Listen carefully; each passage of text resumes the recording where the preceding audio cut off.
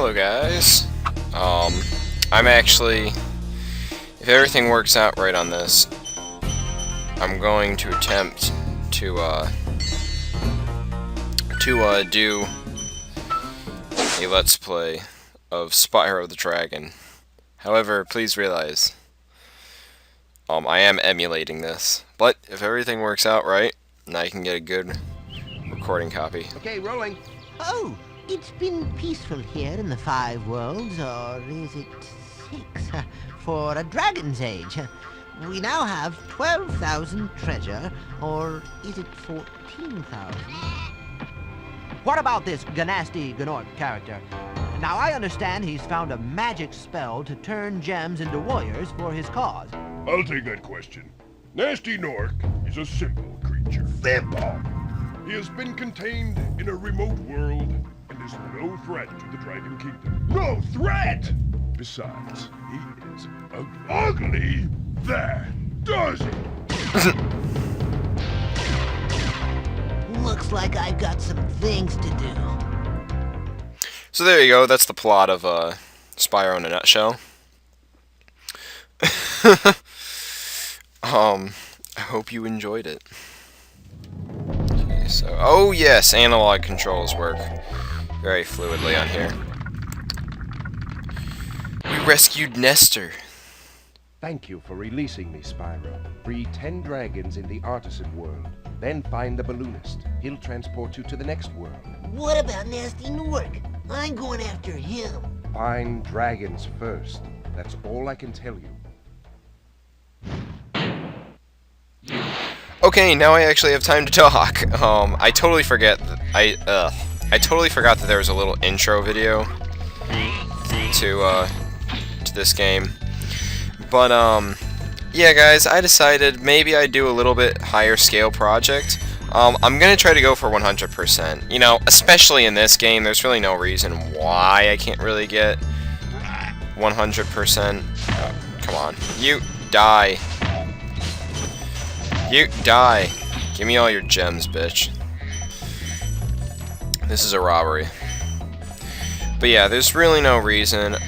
Do bear with any rendering glitches you might see. You know, granted, you're probably not going to notice much of a difference because this is PlayStation 1, regardless. But it shouldn't look too bad. Okay. Where's Nasty Gnorc? I'll torch him. Keep your horns on, Spyro! You have much to learn first. Do you know what the dragonfly following you is doing? His name is Sparks, and he's helping and protecting you. Keep an eye on him and see what I mean.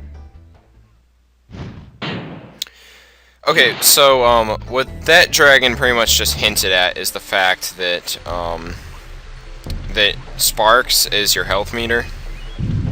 Also, if you step on all these stepping stones, it reveals this, which is Sunny Flight. We'll get into those. You know, I'll probably save those for last on each level, or each world, I mean. Just because they kind of are the black sheep of the levels. They don't really follow a linear pattern. But, you know, this is before they added in Hover, which was such an amazing addition to Spyro. Well, just a little history with me in this game. I love Spyro. You know, this goes back to probably one of the first games I ever played. You know, I was too young to be someone who played, like, Mario World as my first games, but no, like, Crash Bandicoot 2 was the very first game the very first video game I ever played, ever, in my life. So, that was, you know, if I ever do that, I'll see, like I said, you might have to bear with some graphical glitches in some of these. Especially, Crash 3 is just really bad with loading screens, you know, or loading with the levels. For some reason, it gives off a really weird effect that you're not supposed to see. But, yeah. Hey, Spyro, press the jump button twice to glide. And don't be afraid. Afraid? Of what? Falling from high mountain peaks, plummeting into prehistoric glaciers. Oh, that. So, what he was telling you is, you don't take fall damage, so don't worry about that shit. The only ways you can take damage are from enemies, from water. Yeah, this is before they added in swimming mechanics. That'll come in the second one, which I'm sure I'll get to. But yeah, guys. Also, if you notice, the way I'm recording it right now, there are some letterboxes. I'm gonna edit out the letterboxes on the normal game. However, if you notice for the cutscenes that the letterboxes appear, just bear with it. It's a cutscene. It's supposed to seem cinematic. That's why they added in. I don't know. Guys get really picky when it comes to letterboxes. It pisses people off for some reason. And I've never really had an issue. I've never been one who really gives that much of a shit about letterboxes, but since, you know, this is a game that was invented way before the time of HD and... Okay, oh no! Damn it. Okay, you know, I'm just not gonna glide. I'm gonna jump.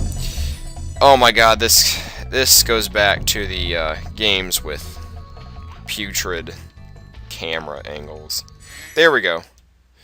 And there's supposed to be 100 gems. I think I know where the other 10 are. And then, yeah.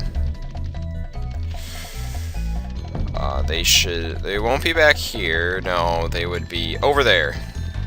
There should be 10 more gems right over here. And let's see. There we go. Select that one, and that should be all 100 gems of this area. Okay, and we'll get Argus, and Argus should be the only other. Flash, do that again. The artisan's boss is through a portal in the Dragon Mouth, but you are not yet ready, Spyro. First, you must complete one of the other artisan lands. Yeah. And let me just check under inventory. Yep, we got it all. So we got... Okay, so... I guess there's a graphical glitch with this pause screen. That doesn't really bother me that much. Okay, so the next one I'll do is we'll go into Stonehill. Should be able to knock out Stonehill before the end of this video. Fuck it. This video will end when Stonehill is done, because I'm not ending videos in the middle of levels. Because levels are a process that are better completed all in one bulk. Really, the easiest process to get 100% in Spyro is to take it by level. In this game. In later games, you'll see they like to do shit with, you know... They like to do shit where it's like, oh, well, you can't do this challenge until blah, blah, blah. You should usually be able to get gems no matter what, though. In these games, though, you can just wipe out entire worlds in one go, which is really nice. Here's another dragon. I'll just always shut up when these guys come to talk. When you free a dragon or step on one of their platforms, you're saving your progress. That could be useful if you run into trouble. Not that you ever run into trouble, Spyro. Okay, so just a lot of these are just kind of game mechanic explanations, like, oh, well, you know, how do you save your game? Oh, you save your game by stepping on the statues, which is true. That's how you just do it. It's pretty simple. Ugh. Fun fact, guys. I never actually had a memory card when I had a PS1. Didn't even have a memory card for the majority of, like, the first year we had a PS2, and I have no clue why we never got one. And then we finally got a memory card. Oh no, there's a dragon down there. Finally ended up getting a memory card. Or I should say, you know what? We did have a memory card for PS1. I still do. I have this game on disc. Watch the dragonfly, Spyro. His color indicates his power. When he eats butterflies, he stays strong. Like me. Sure.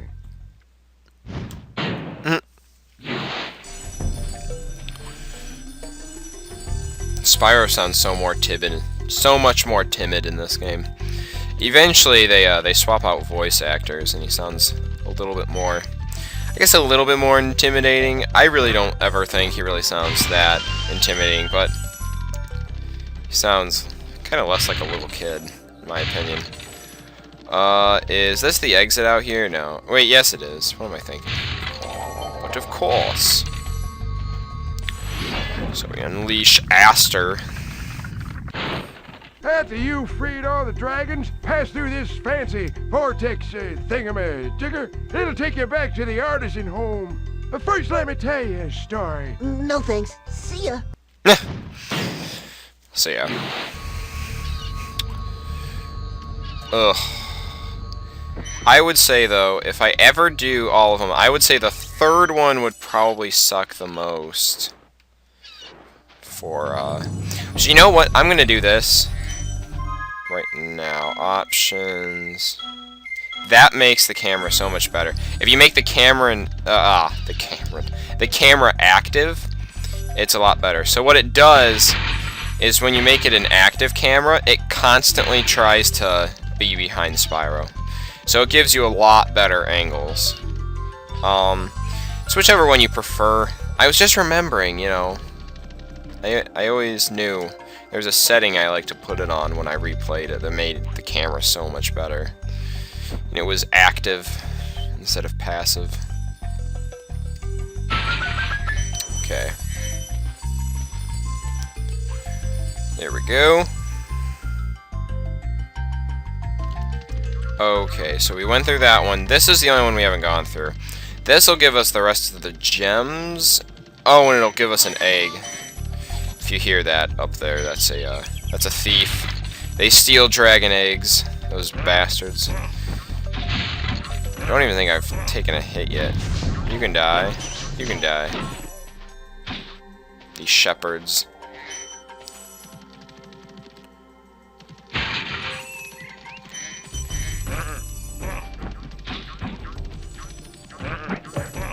Okay, they just try to whack you with their shepherd cane. Is that all?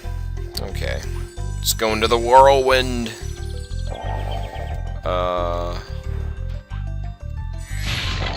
Let's see.